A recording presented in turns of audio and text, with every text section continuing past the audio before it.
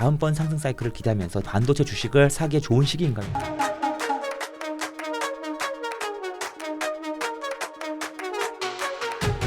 서두르세요. 고정 댓글을 확인하세요. 박사님 와주셔서 고맙습니다. 네, 안녕하세요. 우리 지구본 연구소 네. 최준영 박사님. 네. 한번 꼭 모시고 싶었습니다. 또 불러주셔서 감사합니다. 별 말씀을. 네. 좋은 계기가 되어서. 우연한 계기로 또 여기까지 또 오게 됐습니다. 이번에 그 번역서를 내셨는데 네. 사실 저희가 출판사에 말씀드려서 네. 이거 한 5권을 받아놨거든요. 그러셨군요. 분명히 사무실에다 놨는데 없어졌어요.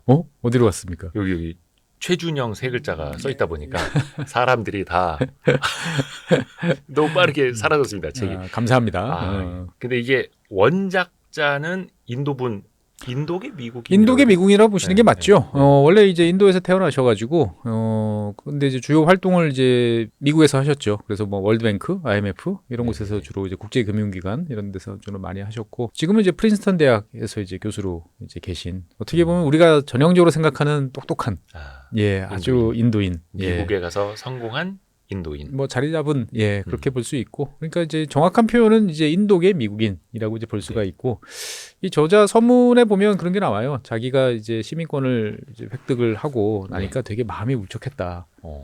나는 그래도 내가 인도 사람이라는 의식이 되게 강했는데 뭐 아무래도 이제 계속 미국에서 뭐 오래 살고 하다 보니까 당연히 이제 시민권 취득까지 이제 가게 됐는데 거기에 대해서 아버지가 이제 해주는 이야기가 그런 이야기가 있어요. 너는 어디 가서든 인도의 마음을 가지고 있고 인도 사람으로 살 거다. 너무 인도 사람으로 살아라. 너무 이제 그렇게 하지 마라. 어디 가도 인도 사람들은 인도 사람들이다라는 이야기를 이제 하는데 좀 뭉클하기도 하고 어떻게 보면 그러면 인도가 뭐지? 인도라는 나라는 도대체 뭐지? 라는 생각도 사실 좀 들고 여러 가지 생각이 좀 들었습니다. 보면.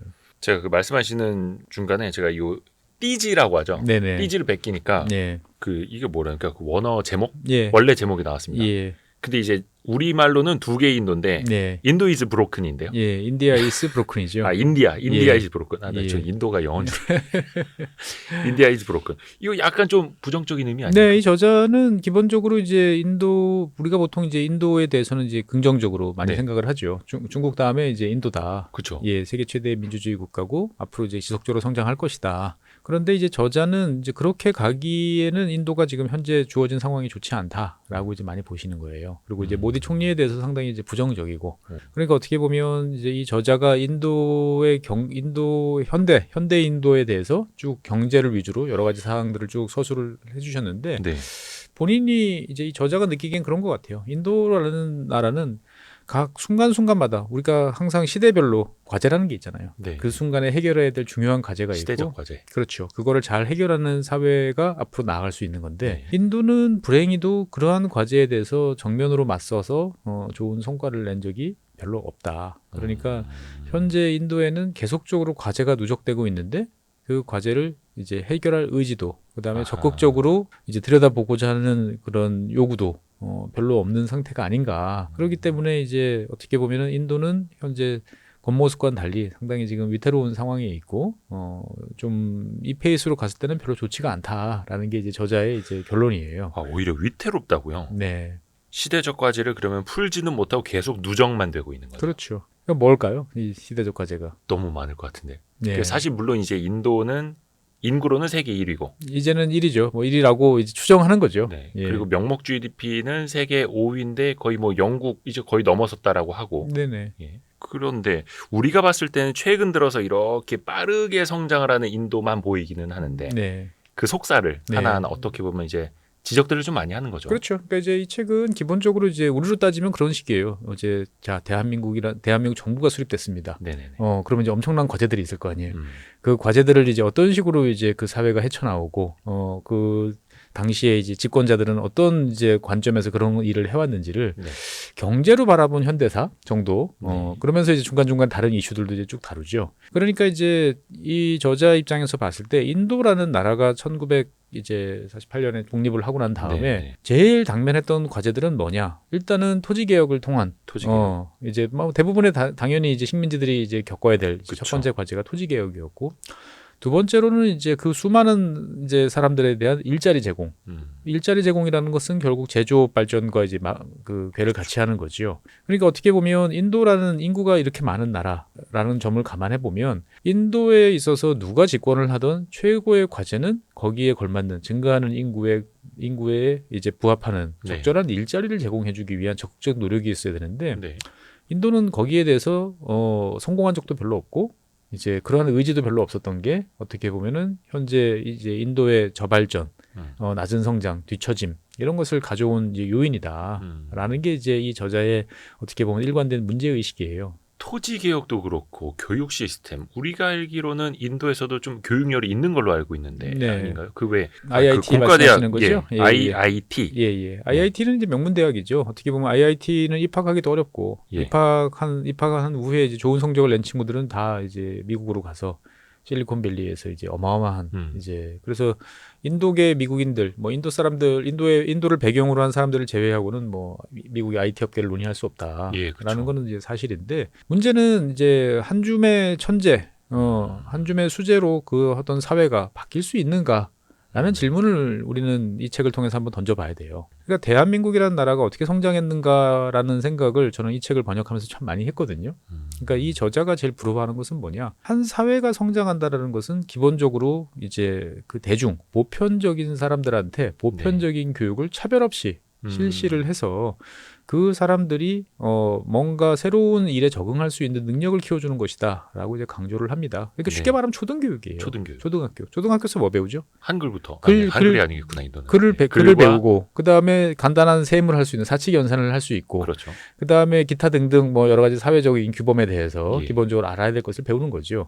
그게 경제 발전하고 무슨 도움이 되느냐라고 생각을 하지만 그렇지 않다라는 게 이 저자의 일관된 생각이에요. 그러니까 인도라는 나라는 예전에 식민지 시절에 말할 것도 없고 그 이후에도 국민들을 잘 가르쳐서 뭔가 이제 쓰임새 좋은 그리고 국가가 발전하는 데 있어서 도움이 될 만한 좋은 역량을 가진 그러니까 대한민국의 발전이라는 건 항상 그런 식의 얘기잖아요. 대한민국은 가진 건 없지만 양질의 저렴한 풍부한 노동력을 통해서 성장했다라고 하는 그 양질의 노동력을 키우기 위한 노력을 한 적이 없다라는 거예요. 인도가요. 네. 그러니까 이제 우리가 생각하는 거와는 좀 달리 인도는 보통 이제 인구가 이렇게 많은 나라. 그러면은 산업을 발전시켜야 돼. 그러면 당연히 뭐부터 시작해야 될까요?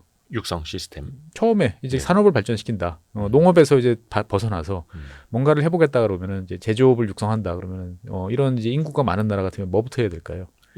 인력에 대한 뭐 교육이요? 자본 투자? 산업의 종류?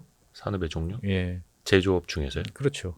뭐 중화학산업부터 가야 될까요? 그러니까 대한민국 같은 대한민국이나 일본이나 그러니까 한국 사람들한테는 이런 질문이 사실은 이제 되게 그 불필요한 질문이죠. 우리가 다 그렇게 살아왔으니까 처음에 할 것은 당연히 경공업이죠. 의류, 내가 입어야 되는 옷, 그다음에 신발, 뭐 이런 사람의 노동력으로 가발. 어떻게 보면 철저하게 인건비 따먹기 사업으로 이제 뭔가 새 산업을 이제 일구기 시작을 하는 거죠.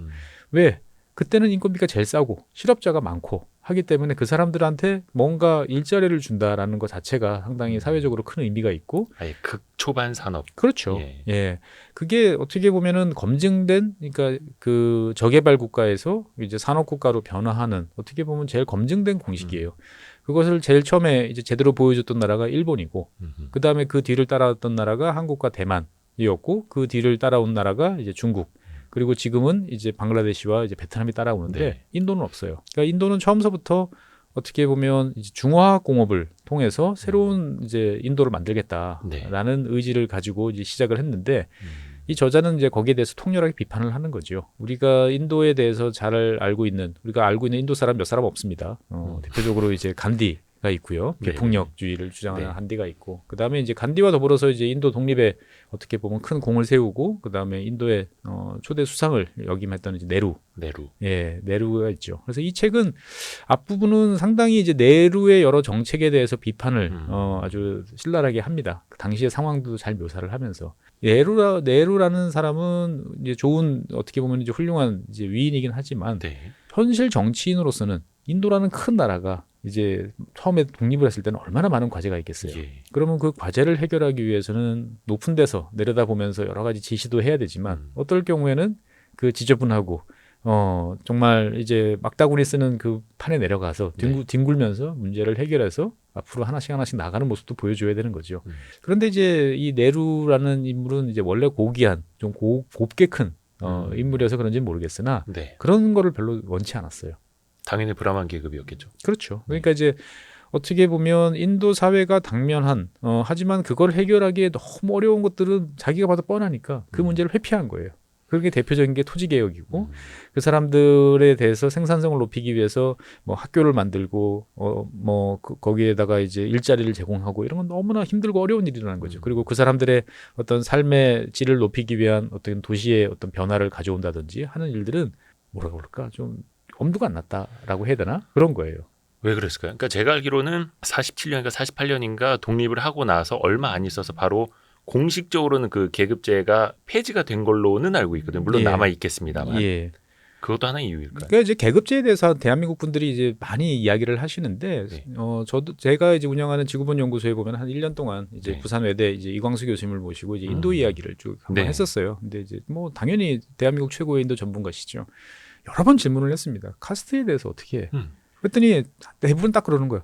카스트라는 거는 사실은 돈 있는 사람들한테는 무의미하다. 내가 낮은 카스트라도 돈이 있으면 얼마든지 내가 세탁할 수도 있고 내가 좀 베풀면 사람들이 거기에 대해서 다 인정하고 간다.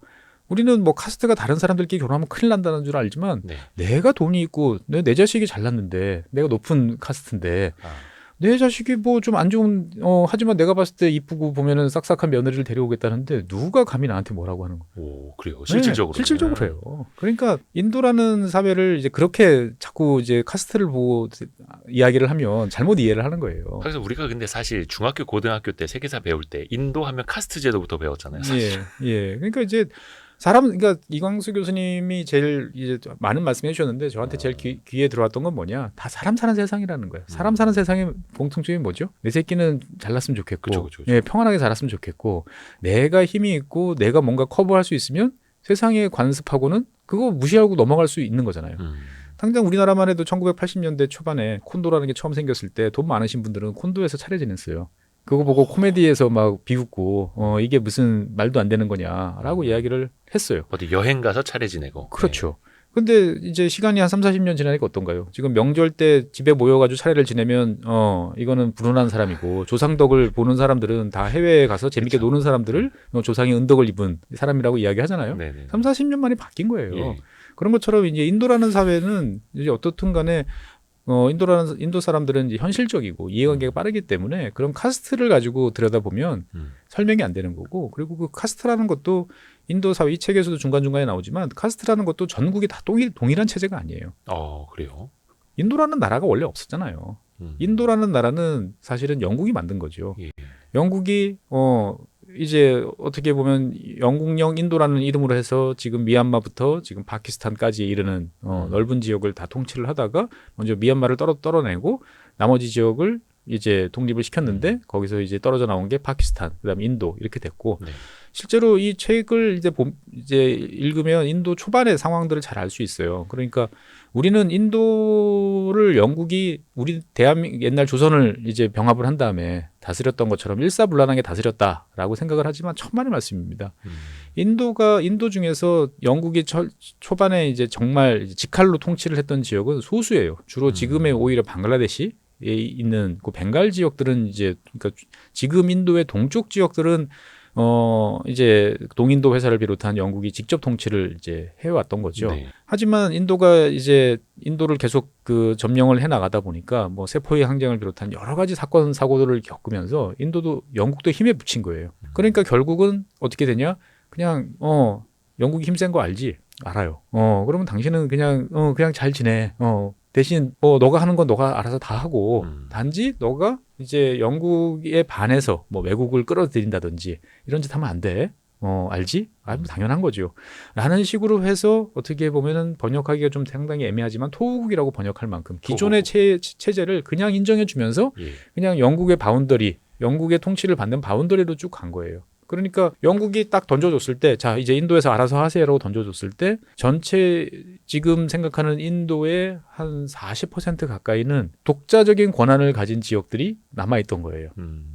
그래서 처음에 이제 인도라는 이제 독립을 이제 받아든 이제 네루 그리고 네루의 동지인 이제 파텔이라는 특히 이제 파텔이라는 사람은 그러한 수많은 토호국들을 내버려 두고는 인도가 만들어질 수가 없다. 네. 그래서 그러한 토호국들을 어떨 때는 어르기도 하고 어떨 때는 돈으로 매수하기도 하고 어떨 때는 탱크를 끌고 들어가 가지고 위협하기도 하고 하면서 그것을 지금 인도라는 한 나라로 크게 만든 거예요. 그러다 보니까 인도라는 나라는 지금도 천차만별이다라는 이야기를 되게 많이 하잖아요. 그러니까 우리는 카스트 그러면 뭐 브라만 뭐 이런 이야기만 하지만 네. 실제로 인도의 카스트는 각 지역마다 다릅니다. 그러니까 인도의 남부 지역 같은 경우에는 카스트가 존재하죠. 근데 거기는 모계 사회예요. 그러니까 무슨 말이냐? 여성의 권리가 되게 강해요. 네. 그리고 어떻게 보면 엄마가 딸들을 잘 가르치는 게 그 카스트에서는 되게 중요해요. 남부 지역에서는. 그러니까 이제 그런 지역들은 당연히 여성의 권리가 상대적으로 높을 수밖에 없고 네. 좋은 교육이 있을 수가 있겠죠. 네. 또 그렇지 않으면 또 정반대 우리가 알고 있는 이제 그런 이제 정말 카스트에 따라서 철저하게 뭐 움직이는 그런 지역도 있을 수 있는 네. 거예요. 그런데 중요한 점은 뭐냐? 잘 살고 발전하는 지역들은 그런 것들이 크게 의미가 없어요. 그러니까 이제 우리도 그렇잖아요. 옛날 1980년대 저희 어릴 때 1980년대 뭐 90년대 해서도 지금도 그렇죠. 사실 뭐 반드시 차례를 지내야 되고 반드시 뭐 제사를 지내야 되고 조상을 잘 모셔야 되고 뭐 어떤 이제 그러한 이제 과거의 관례에 대해서 엄격한 사람들은 솔직한 얘기로 소득이 낮은 경우들이 많아요.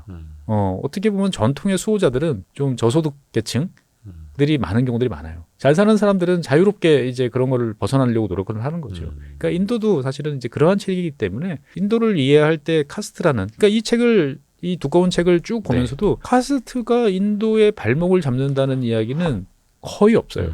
거의 630페이지. 예. 거의 없어요.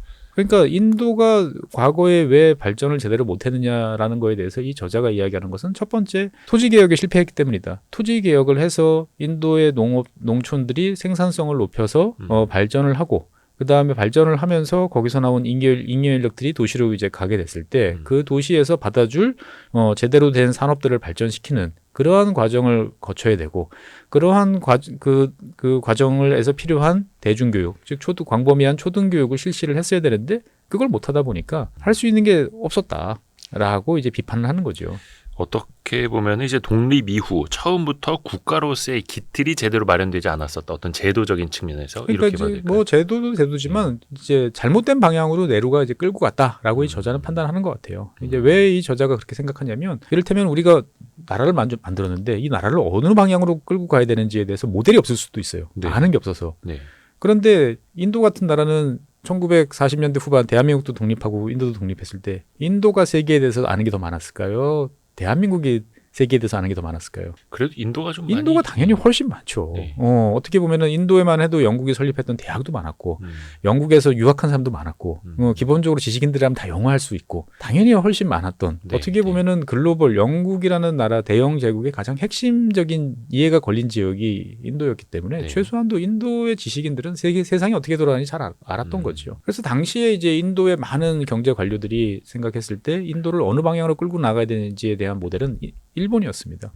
일본의 모델로. 일본이라는 나라는 뭐 19세기에 이제 메이지 유신 뭐 이런 거를 거치면서 철저하게 대한민국이 우리가 걸어왔던 길을 우리가 사실 걸어왔던 길은 철저하게 일본이 걸어왔던 길을 따라간 거죠. 일단은 토지개혁이라는 것들도 이제 하고 그 다음에 보편적인 교육도 실시하고 네. 그러면서 이제 여러 가지 산업들 뭐 여성이라든지 이런 사람들까지 다 공장에서 일을 시키고 그러면서 그 사람들한테 이제 거기에 덜 맞는 이제 중등 교육도 시키면서 어떻게 보면 좋은 노동력을 점차 뽑아내는 거죠. 네.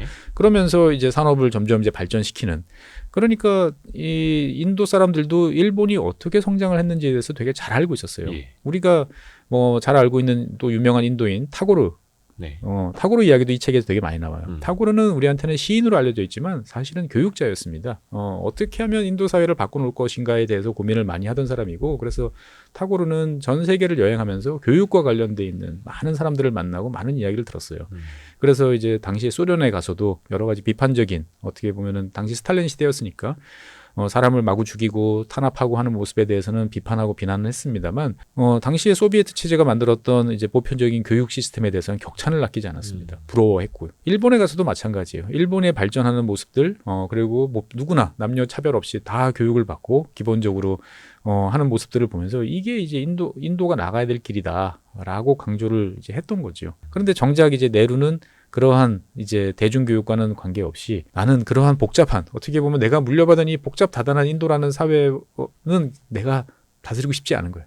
나는 내가 생각하는 못 들어진 새로운 인도를 만들어서 거기서 내가 우아하게 통치를 하고 싶었던 게 네루였던 거죠. 그러니까 인도라는 나라가 독립을 하고 난 다음에 네루 총리는 수많은 연구소를 만듭니다. 그러니까 우리가 알고 있는 무슨 화학연구소, 물리연구소 이런 건 네.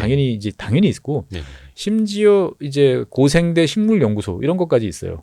지금도 대한민국에 없어요. 그러니까 뭔가 수준이 높은 사람들을 데리고 와서 그 사람들이 자유롭게 뭔가를 할 수 있는 공간을 만들고 나는 그 사람들과 더불어서 새로운 인도에 대한 것을 논의를 하면서 발전을 시키고 싶다라는 생각들을 많이 한 거죠. 그러니까 한마디로 수많은 신전을 만들고 신전의 사제들을 뽑고 나는 그 사제들과 이제 논의를 하는 저 구루미에 같은 존재가 스스로 생각을 했던 거예요. 그러다 빨리 그냥 유토피아로 가려고 했던 그렇죠. 거네요. 그러다 보니까 기존의 뭐 뭄바이라든지 이런 이제 도시들을 개조하는 그런 일들은 하기 싫었던 거고 새롭게 어디 보면은 이상적인 신도시를 만들고 싶었던 그러한 작업들도 했고요. 그다음에 이제 농업을 일일이 하는 것보다는 차라리 중화공업이라는 걸 통해 가지고 한 방에 뭔가 성장을 시키면 좋겠다라는 생각을 하게 됐던 거죠. 일정 부분 필요는 했습니다만 거기에 이제 집중을 하다 보니까 이제 정작 인도라는 사회가 초반에 갖춰야 될 많은 사람들을 데리고 하는 제조업, 일자리 제공 이런 것들이 안 된 거죠. 첫 단추가 잘못 꼈다라고 이제 이 저자는 이야기를 합니다. 이제 그 첫 단추가 이제 잘못 깬 상황에서 인도라는 나라가 참 운이 없게도 좀 네루의 잘못을 그 바로 잡을 수 있는 다음 총리는 또 불행히도 심장마비로 또 급사를 하고 또 그 상황에서 이제 그 네루의 딸인 인디라 간디가 이제 총리가 되면서 결정적으로 인도를 이제 잘못된 방향으로 끌고 갔다라는 이야기를 이 책에서는 이제 많이 전개를 하고 있죠. 그래서 체계도 중요하지만 또 지도자도 중요하고 이걸 또 보여주고 있고. 다음번 상승 사이클을 기대하면서 반도체 주식을 사기에 좋은 시기인가요?